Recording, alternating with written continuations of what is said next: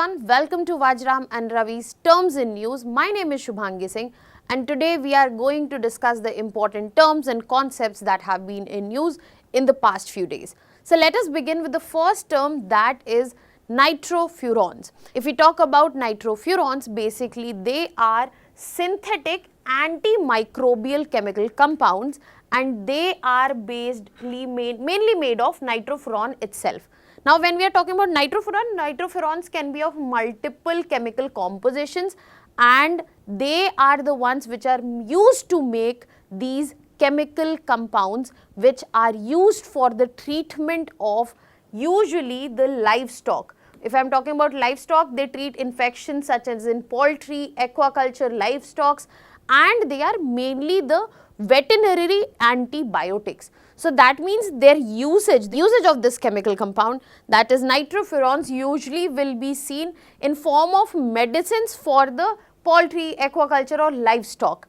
And because this particular chemical compound has been seen to have carcinogenic as well as mutagenic effects, their use in food producing animals is absolutely banned across countries including our own. Now, in this context, it has been in news because multiple reports had suggested in well-known egg companies. In the reports, there were nitrofurans which were found, the presence of nitrofurans which was found in the eggs, and FSSAI has launched the egg safety drive after this presence was found and there was an uproar against it.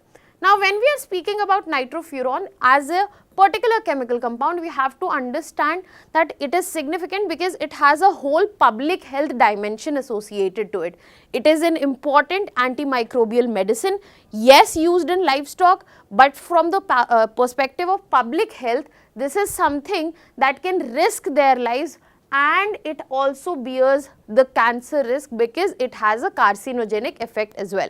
And it directly contributes to antimicrobial resistance, which is already a global health threat and it is highest amongst India as of now.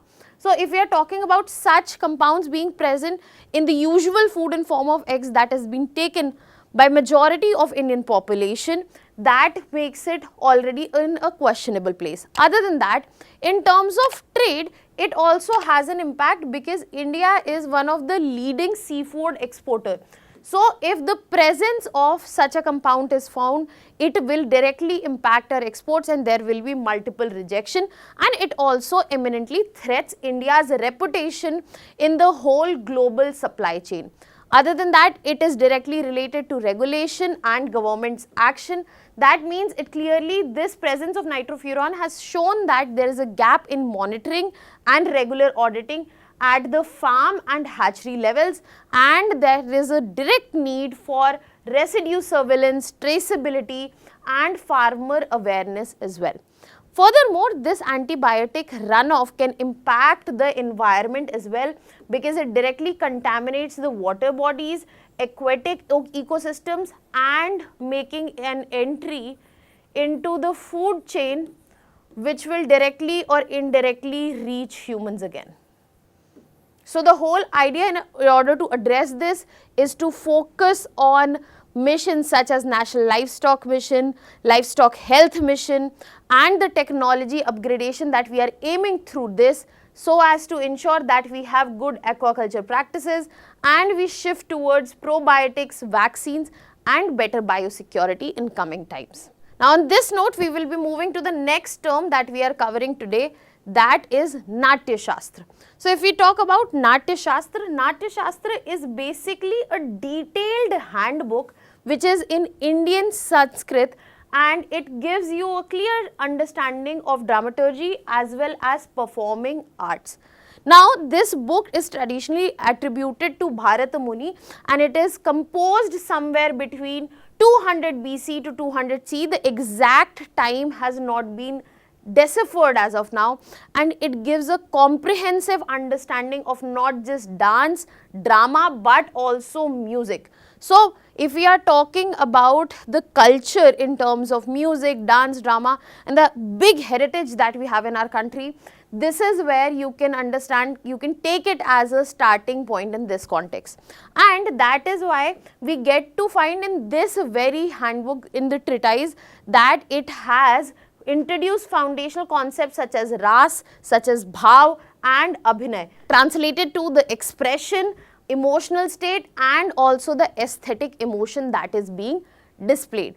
Now, all of this becomes important from the perspective of your exam and art and culture as well.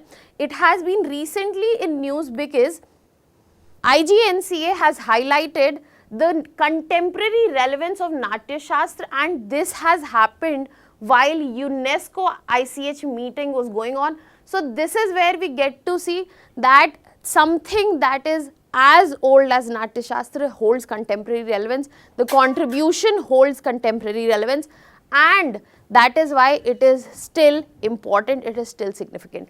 Now, in terms of significance, the whole book itself has a huge cultural and civilizational impact.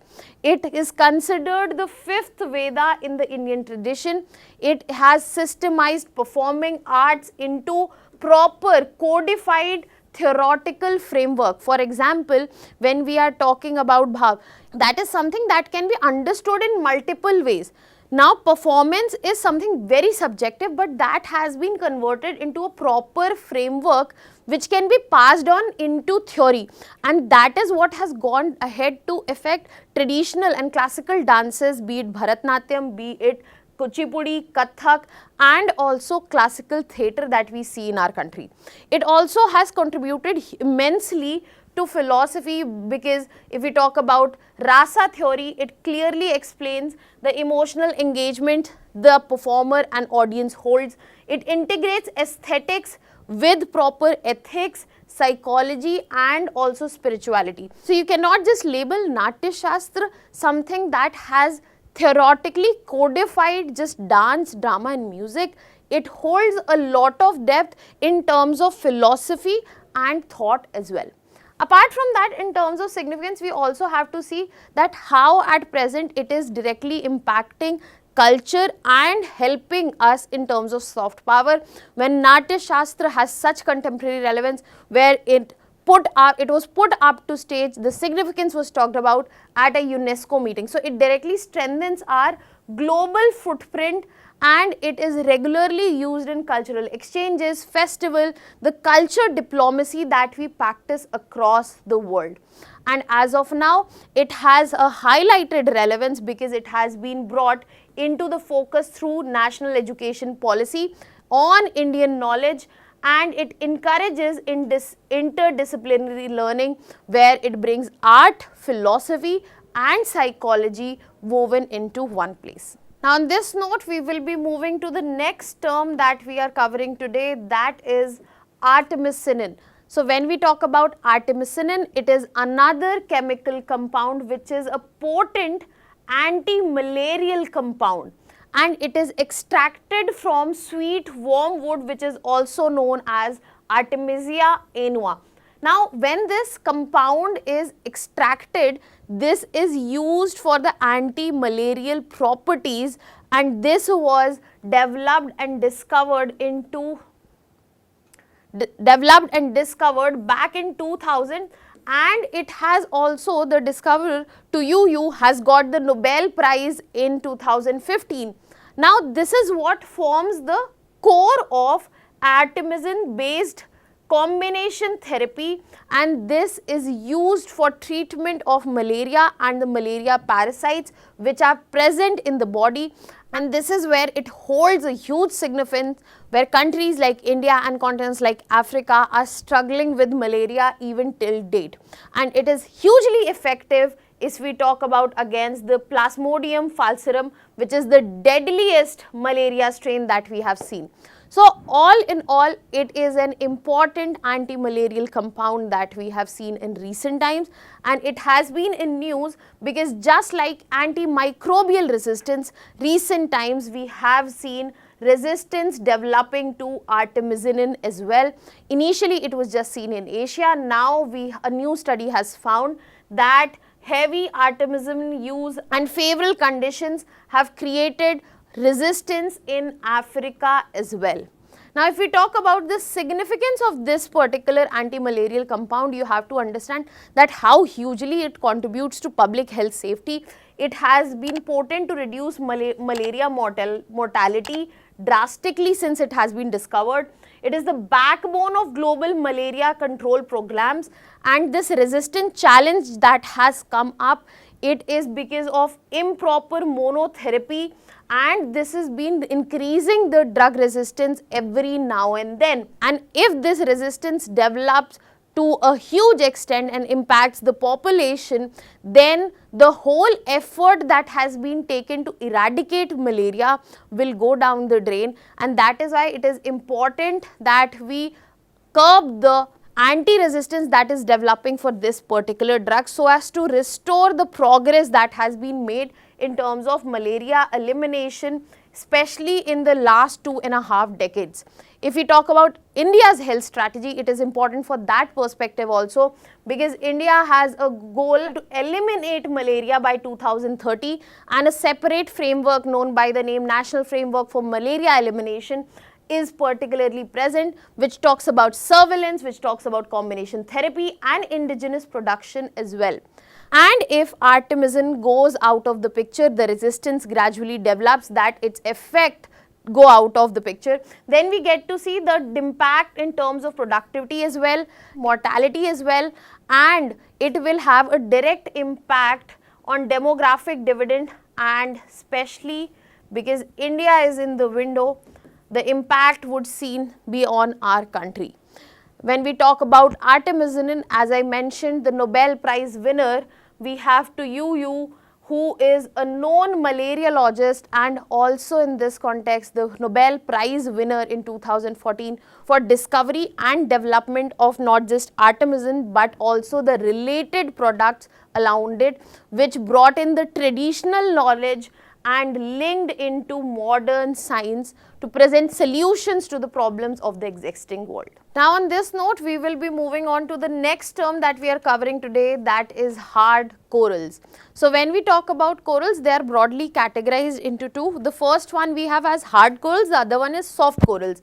So, hard corals are the marine invertebrates which belong to the class of Anthozoa, and they are also known as stony corals. So, that is why the name that has been given is as hard corals. They are the ones that secrete calcium carbonate skeletons and they form proper coral reefs where you see proper standing structures. But if we talk about soft corals, you will find them more swaying because they lack the stony foundation which is present in hard corals. They also live in symbiosis just like soft corals with zooanthellae, algae, and this is the one which provides them nutrition through photosynthesis, and they are extremely sensitive to temperature and water chemistry, and that is why they have been in news, because recently it was highlighted that in Caribbean reefs almost 48% of corals have been lost since 1980s, and this is because of the temperature change that has been seen. Now, when we are discussing about hard corals, it becomes important for us to understand their significance, because in terms of ecology, they contribute hugely because they support 25% of marine biodiversity. They provide the breeding ground that we get to see and the feeding grounds for fish because of the stable presence there they have in the reefs, and they are also important for climate regulation because they act as a natural coast barriers which are present against storms and against cyclones and erosions, and they are clear sensitive indicators of any kind of ocean warming and acidification as just has been seen in the Caribbean reefs. Other than that, hard corals are also known for the economic value because they support fishery, they support tourism and coastal livelihoods, and if there is any loss to them, it impacts the food security, especially of the island communities, and it threatens the livelihood as well.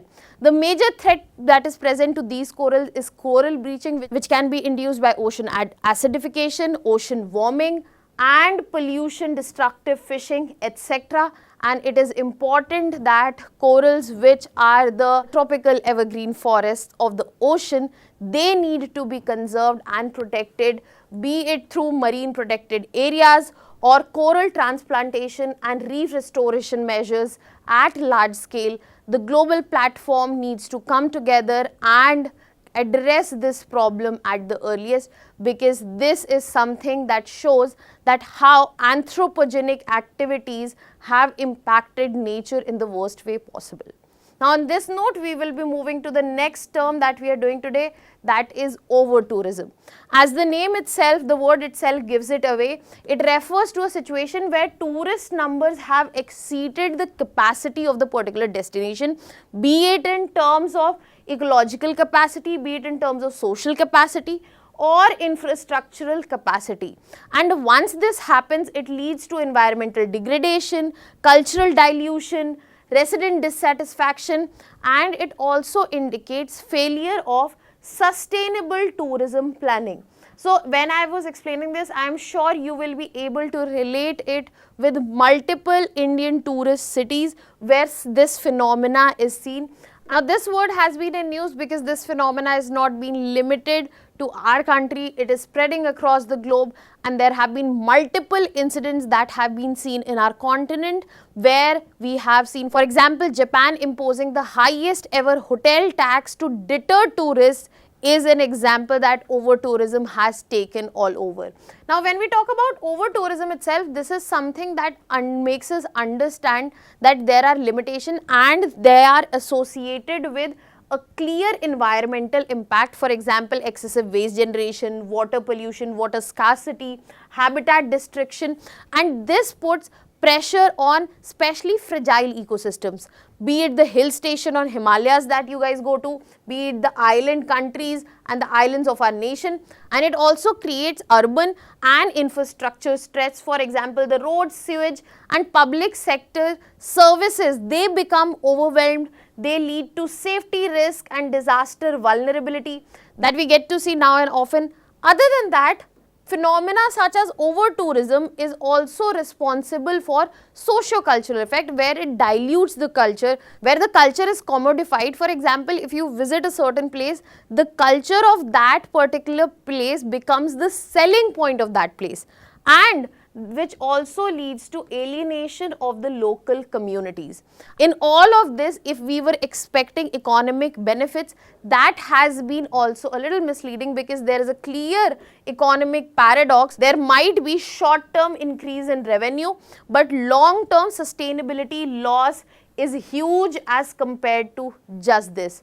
So in order to address this, this calls into bringing all the stakeholders on the table, be it the local residents, be it the tourists, be it the agencies and the government, to make sure that the carrying capacity of the tourist places is considered and planning and tourism flourishes accordingly. Now, on this note, we will be moving to the last term of the discussion, that is techno-colonialism.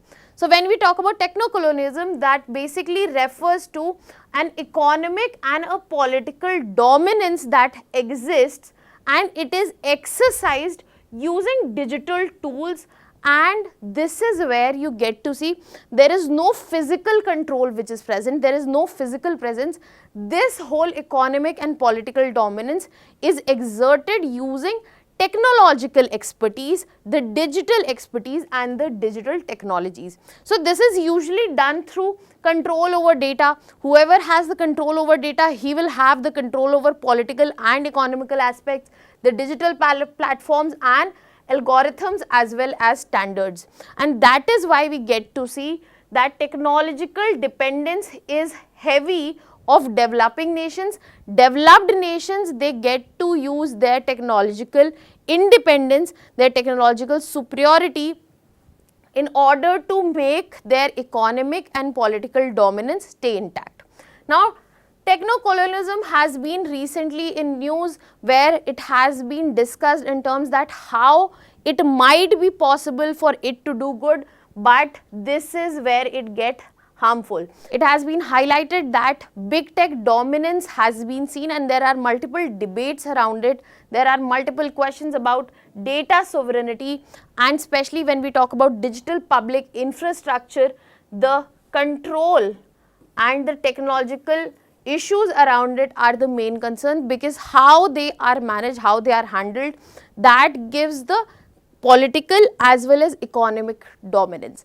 Now, in this context, when we are talking about this term, this is significant for us to understand, because this clearly explains that how even after such technological advancement, developing countries still stay behind these developed countries. They are dependent on them because they are again the consumers of technology, not the creators.